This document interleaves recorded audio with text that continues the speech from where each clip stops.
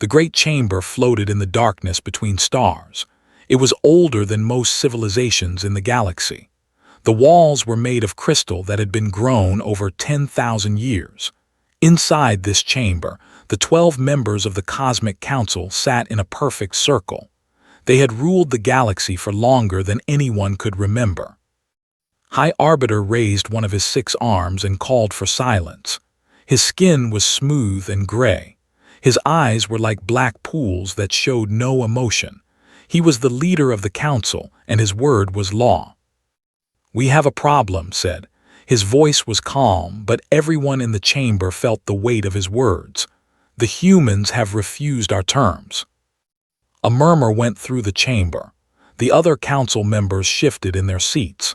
This was not something they heard often. In fact, it had been 300 years since any species had refused the council. "Impossible," said Counselor. She was from a race of tall beings with 4 eyes. Her people had joined the council long ago. "No species refuses harmony. They all understand the wisdom of joining us." Turned to look at a large screen that appeared in the center of the chamber. On the screen was a blue and green planet. It was small compared to many worlds in the galaxy. It orbited a yellow star in a quiet corner of the Milky Way. "Earth," said, "home of the humans. They have only been traveling between stars for 50 years. They are young. They are small, but they have said no to us." The chamber fell silent. Every member of the council remembered what happened to species that said no. It was not something they liked to talk about, but it was necessary. Harmony had to be maintained. "Show us their response," said Counselor. He was from a race of beings that looked like living stone. His voice was deep and slow. Waved his arm, and the screen changed. Now it showed a human woman. She had dark hair and eyes that burned with something the council members did not understand.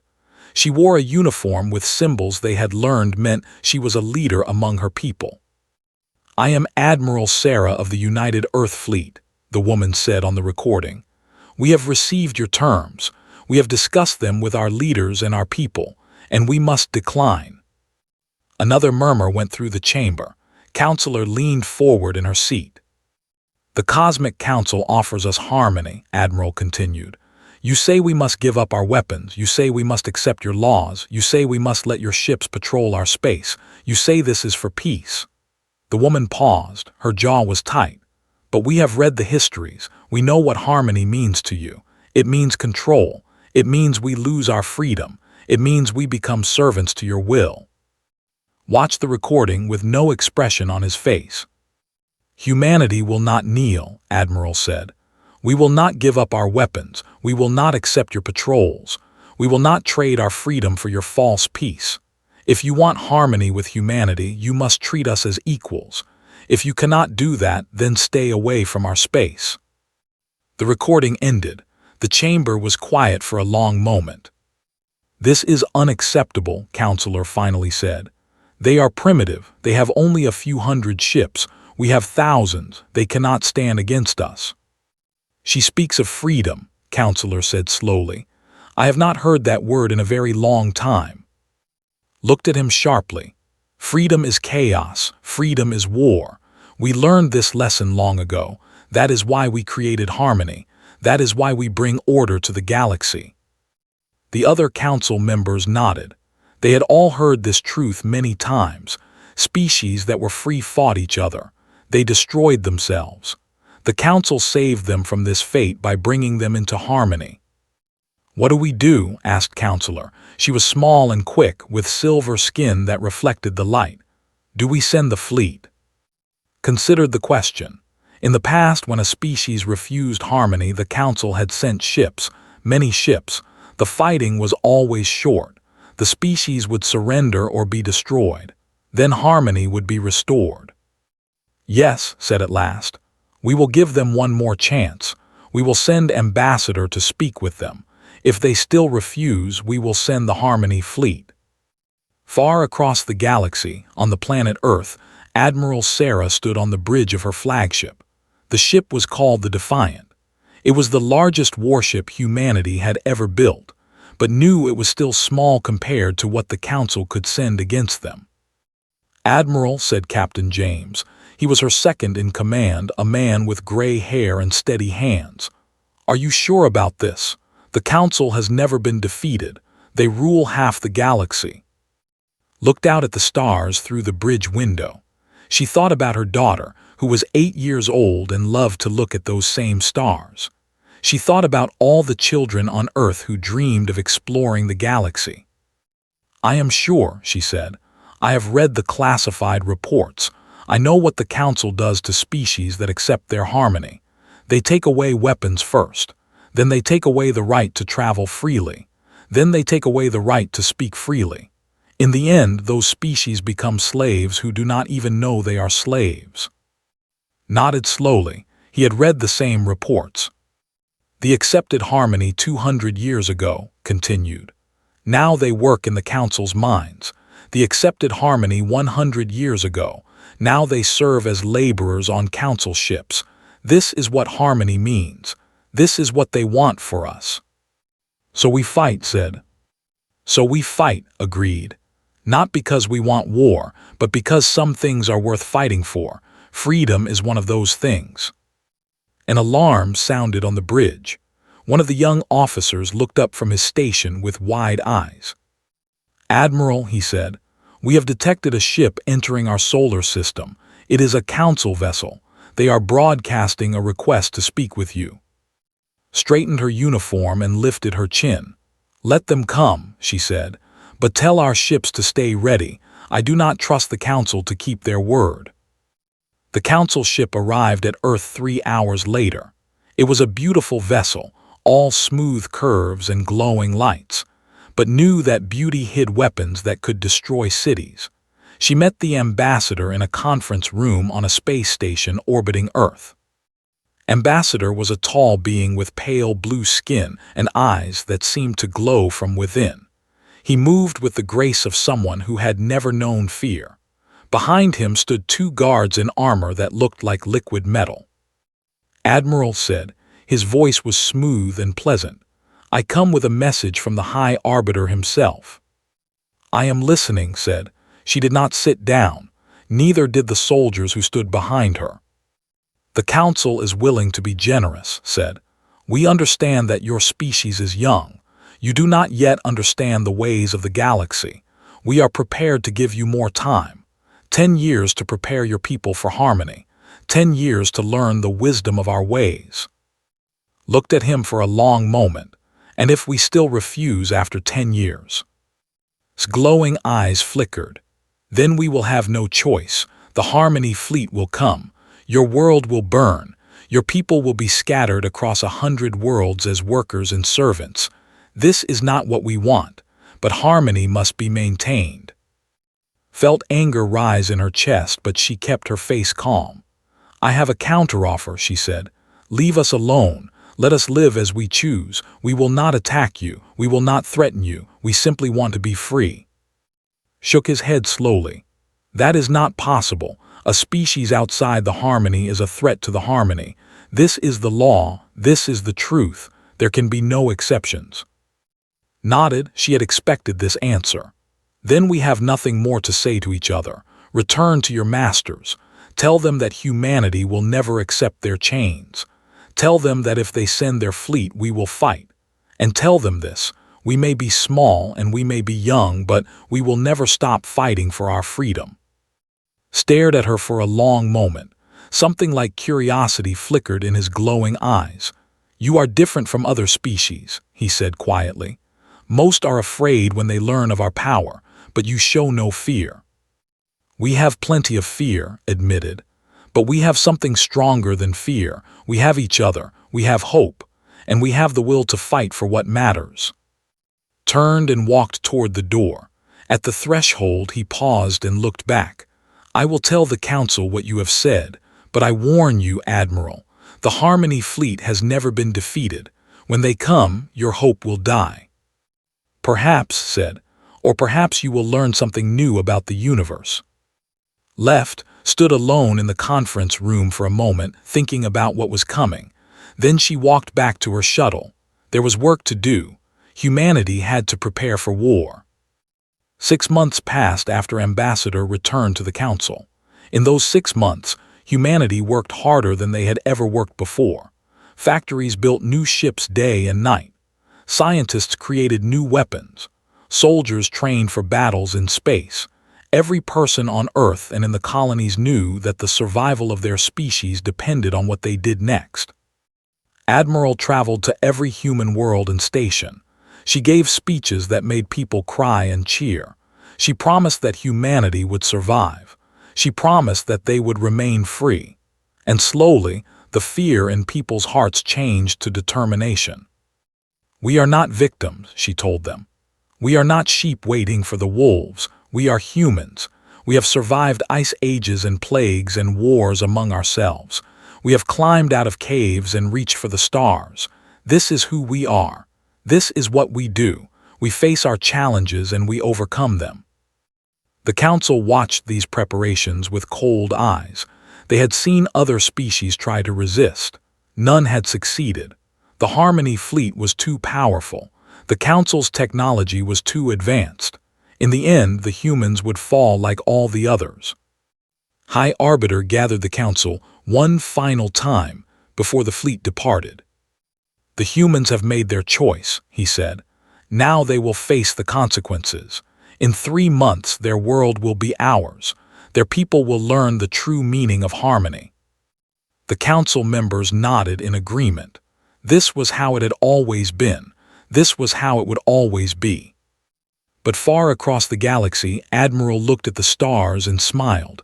"Let them come," she whispered. "We are ready." She did not know if that was true, but she knew that her people would fight until the very end, and sometimes that was enough. The first ships of the Harmony fleet appeared at the edge of Earth's solar system on a cold morning in March. There were 500 of them, each one larger than anything humanity had ever built. They moved through space like a school of glowing fish, beautiful and terrible at the same time. Admiral watched them arrive from the bridge of the Defiant. Her face was calm, but her heart was beating fast. She had 200 ships under her command, less than half of what the Council had sent. "All ships report status," she said into her comm. One by one, the captains of her fleet reported ready. They were scared. She could hear it in their voices, but they were also determined. They would not run. They would not surrender. "Remember the plan," said. "We cannot win a straight fight. We are too few and they are too strong, but we can hurt them. We can make them pay for every step they take toward Earth, and if we hurt them enough, maybe they will think twice about attacking us again." The Harmony fleet stopped at the outer edge of the solar system. For a long moment, nothing happened. Then a message came through on all frequencies. "Humans," said the voice of High Arbiter, "this is your last chance. Surrender now and your suffering will be brief. Resist and we will destroy everything you have ever built." Took a deep breath. Then she pressed the button that would broadcast her response to every ship in both fleets. "High Arbiter," she said, "I have a message for you and your council. Humanity does not surrender. Humanity does not kneel. You want our world. Come and take it if you can." She cut the transmission and looked at her crew, young men and women who had trained for this moment, who had sworn to defend their people, who knew they might die today. "All ships," she said, "attack." 200 human ships surged forward into the darkness of space. They were small and they were few, but they carried the hopes of billions of people, and they would not stop until victory or death. The battle for Earth had begun. The Harmony fleet did not expect what happened next. They had fought many species before. Most of those species attacked in straight lines, ship against ship, weapon against weapon. The Council always won because their ships were bigger and their weapons were stronger. But the humans did not fight like other species. The human ships scattered as they approached the Harmony fleet. They moved in small groups of 3 or 4, darting between the larger Council vessels. They fired their weapons and then moved before the Council ships could fire back. "What are they doing?" Counselor demanded from her position on the command ship. Why do they not face us properly? The tactical officer studied his screens. They are using their small size as an advantage. Our targeting systems are designed for larger ships. We cannot track them easily.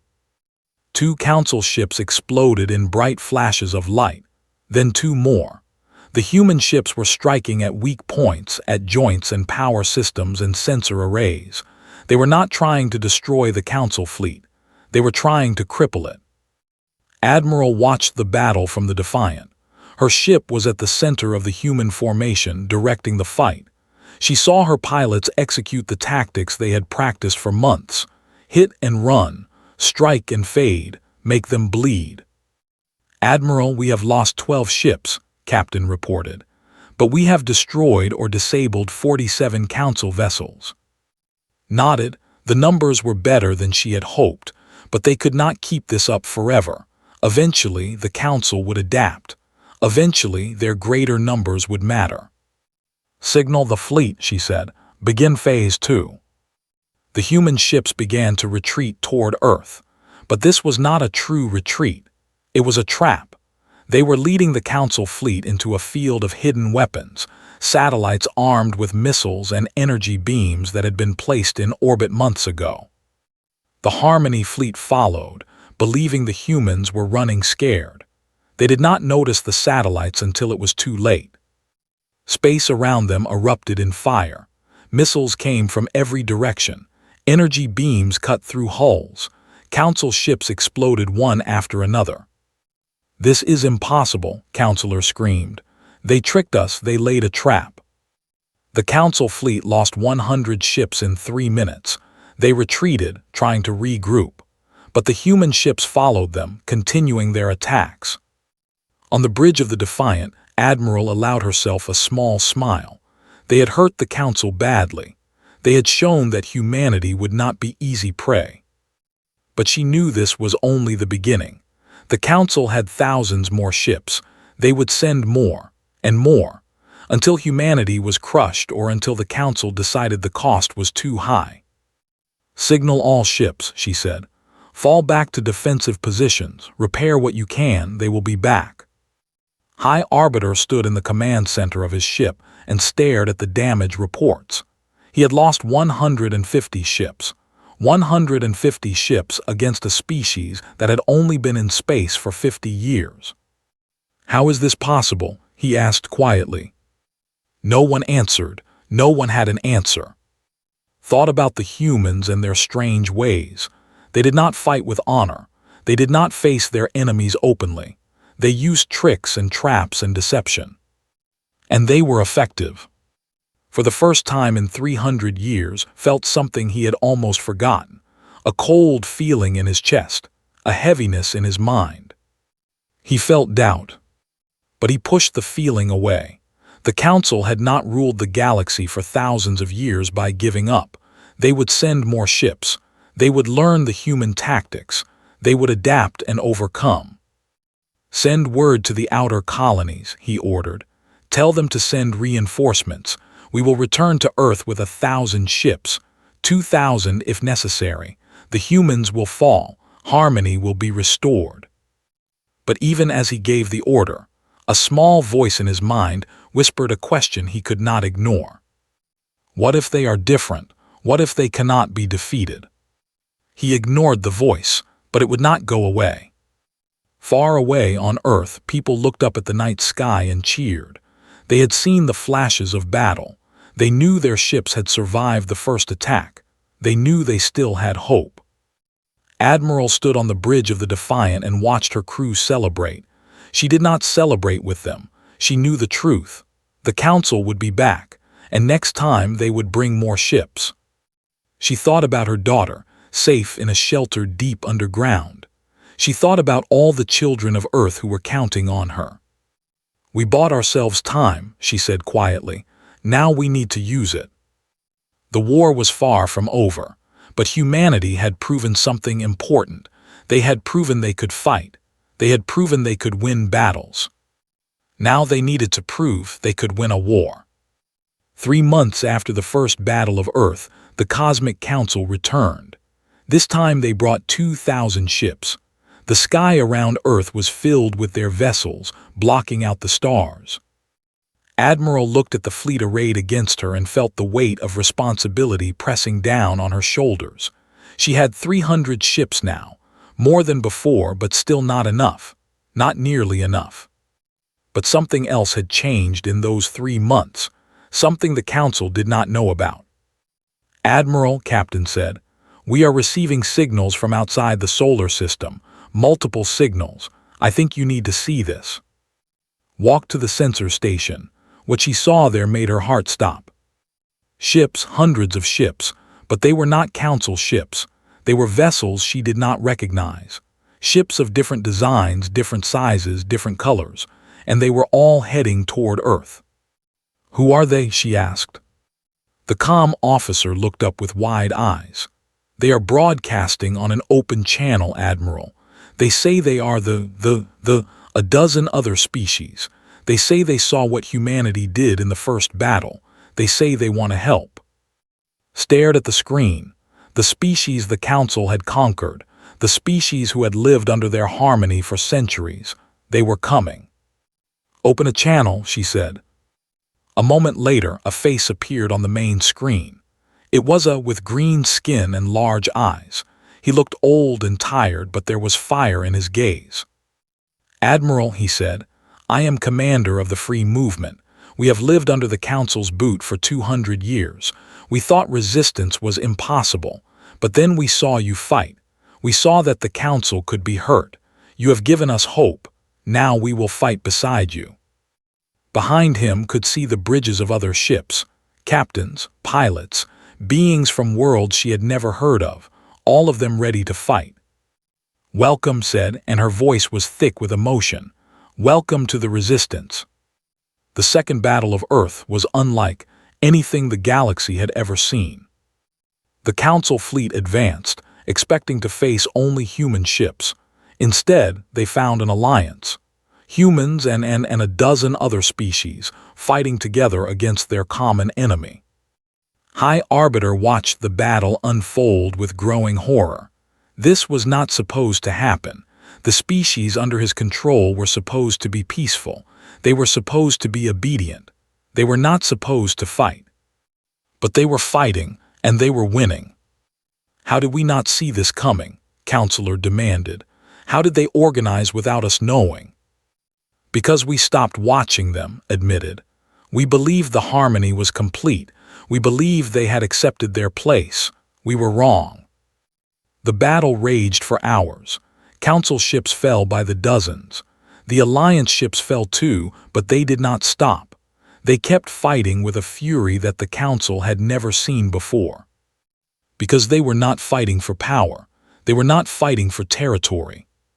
They were fighting for freedom. Admiral led her ships into the heart of the Council formation. The Defiance weapons blazed as they cut through enemy vessels. Around her, the pilots of 100 worlds flew together, protecting each other, sacrificing for each other. "This is what unity looks like," said over the open channel. "Not the forced harmony of the Council, but real unity, chosen freely, earned through trust." The words spread through both fleets. The Council ships heard them and felt confusion. The Alliance ships heard them and felt strength. By the end of the day, the Council fleet was broken. 1,200 ships destroyed or captured. 800 more fleeing back toward Council space. It was the worst defeat in the history of the Cosmic Council. On the bridge of his command ship, High Arbiter stood alone. His guards had fled. His officers were dead or captured. He watched the human flagship approach and knew that everything was about to change.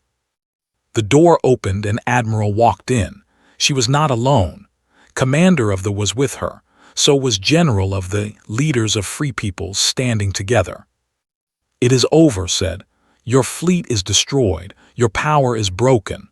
The galaxy will never accept your harmony again." Looked at her with his cold black eyes. "You think you have won. You think this changes anything. There will be chaos now, war and suffering and death. That is what freedom brings. That is why we created the harmony." Shook her head. No, chaos is what happens when people are oppressed for too long. Freedom is not chaos. Freedom is the right to make your own choices, the right to build your own future, the right to be who you are. Pretty words, said, but words do not stop wars. No, agreed. But respect does, trust does, treating others as equals does. Those are the things that create real peace, not control, not domination, partnership. Commander stepped forward. My people were miners for 200 years, slaves in all but name. We are done being slaves, but we do not want revenge. We want justice. We want a chance to build something better. General nodded. The feel the same. We have seen what the Council's harmony really is. We do not want to become like you. We want to be free.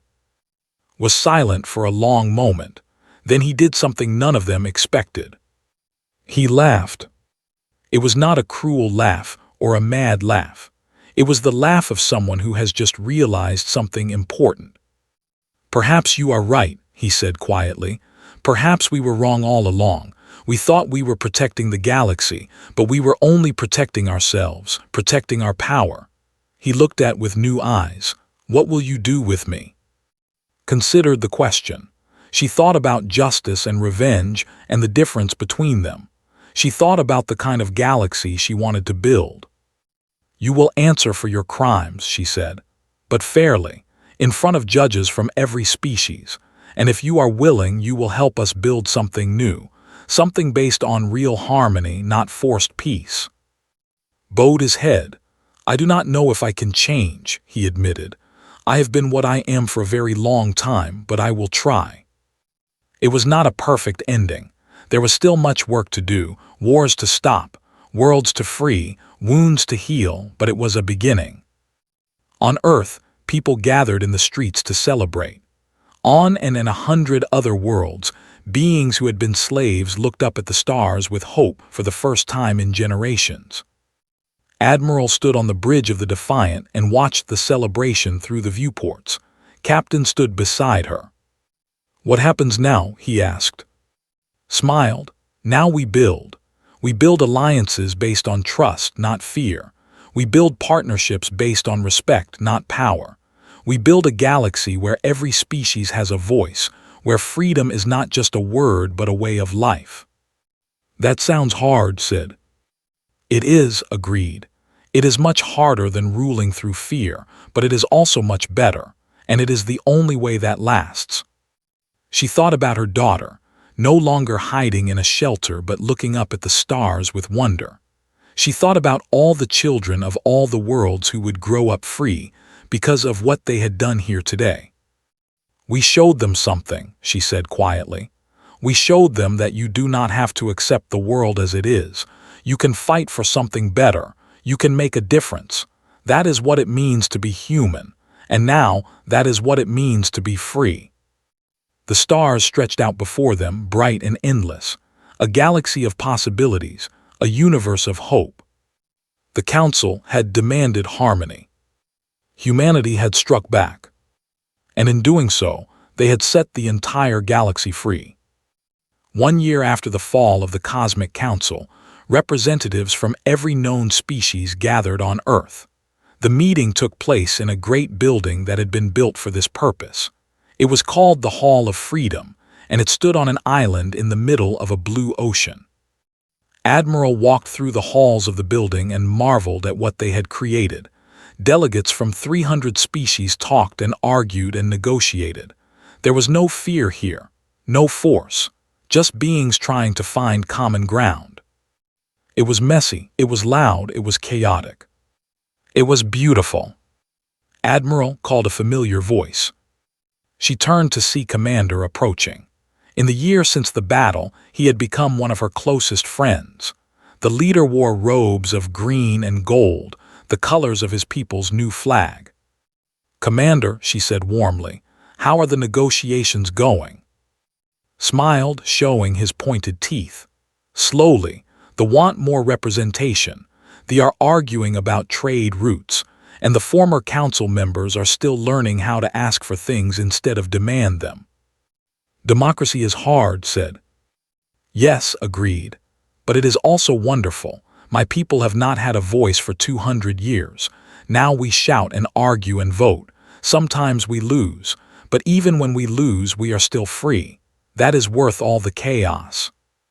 They walked together through the hall, past paintings and statues that celebrated the history of every species. Humans and aliens mingled freely, sharing food and stories and laughter. "I never thought I would see this," admitted. "When I was young, I dreamed of freedom, but I never believed it was possible. The council seemed too powerful, too permanent." "Nothing is permanent," said. "Not empires, not tyrannies, not even stars. Everything changes. The question is whether we change things for the better or let them change for the worse." They came to a large window that looked out over the ocean. The water sparkled under the sun. Ships from a dozen worlds floated peacefully in the harbor. "What will you do now?" asked. "The war is over, the council is reformed, there is no enemy to fight." Thought about the question. She had spent so much of her life preparing for war, training, planning, fighting. Now that the fighting was done, she was not sure what came next. "I suppose I will learn to be at peace," she said finally. "That is harder than fighting in some ways, but I think I will enjoy the challenge." Nodded. "My people have a saying. The warrior who cannot put down his sword has already lost his soul. You fought to protect something precious. Now you must learn to enjoy it." "Wise words," said. "We have had many centuries to become wise," replied. "We just needed someone to remind us to use that wisdom." A chime sounded through the hall. It was time for the main session to begin. Delegates began moving toward the central chamber, where the first galactic constitution would be debated. "Shall we?" said. "One moment," said. She stood at the window and looked up at the sky. Somewhere out there, among the stars, her daughter was studying at a university on Mars, learning science and art and history, growing up in a galaxy that was safer and freer than the one had known. That was what they had fought for, not glory, not power, just the chance for the next generation to have a better life. "I am ready," said. They walked together into the chamber. 300 species, 300 voices, 300 different ideas about how the galaxy should work. It would take years to sort it all out, maybe decades, maybe longer. But they had time now, they had hope, they had each other. The Cosmic Council had demanded harmony through control. Humanity had shown there was another way. And now, together with all the species they had freed, they were building something that had never existed before. A galaxy united not by fear but by choice, not by force but by friendship. Admiral took her seat and listened as the debates began. Voices rose and fell. Arguments flared and cooled. Compromises were made and rejected and made again. It was messy, it was frustrating, it was difficult. It was exactly what freedom looked like. And she would not trade it for anything. The story of humanity's rise was not the story of one hero or one battle. It was the story of ordinary people who refused to accept that things could not change. People who believed that freedom was worth fighting for. People who inspired others to believe the same. The council had underestimated them because they were young and small. They had not understood that those things did not matter. What mattered was heart. What mattered was hope.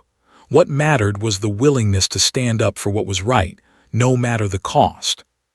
Humanity had taught the galaxy a lesson that day, a lesson about courage, a lesson about resistance, a lesson about the power of beings who refuse to give up. And as the delegates argued and debated and slowly built a better future, that lesson echoed through the halls. Freedom is not given, it is taken. Peace is not forced, it is chosen. And when ordinary people stand together against tyranny, there is no power in the universe that can stop them. The stars still burned in the darkness of space. Ships still sailed between worlds. Life went on as it always had, as it always would. But something had changed, something fundamental, something permanent. The galaxy was free. and it would stay that way, as long as there were beings willing to fight for it. Admiral Sarah leaned back in her chair and smiled. This was only the beginning.